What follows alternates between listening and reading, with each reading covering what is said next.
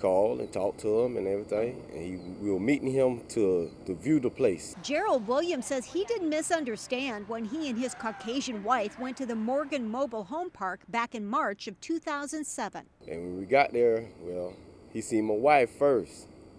And once he seen me, he shook her hand, but when I reached my hand out to shake his hand, he said, "Nuh-uh, y'all find someplace else to go." So, yeah, I was shocked. I thought, this ain't the 70s and 50s and stuff, so, but some people are like that.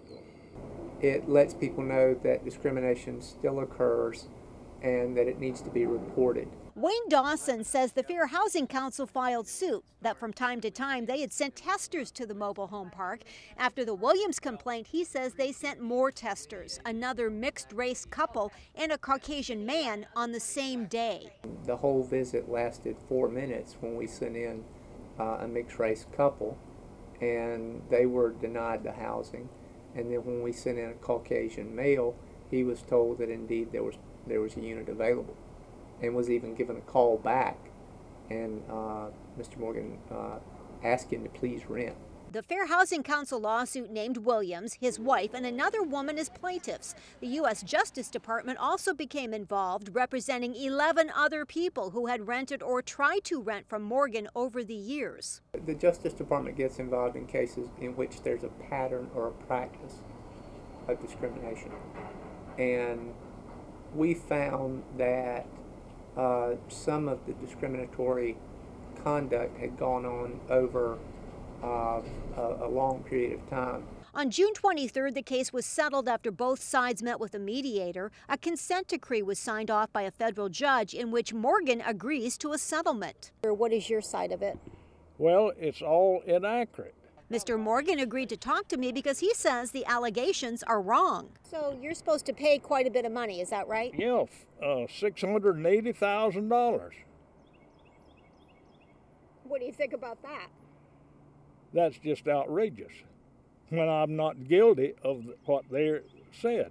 The consent decree indeed requires Morgan to pay a total of $680,000, most of that to the plaintiffs and $50,000 in penalties. Morgan told me in the case of Williams and his wife it was a misunderstanding, that he had only asked the couple if they were married.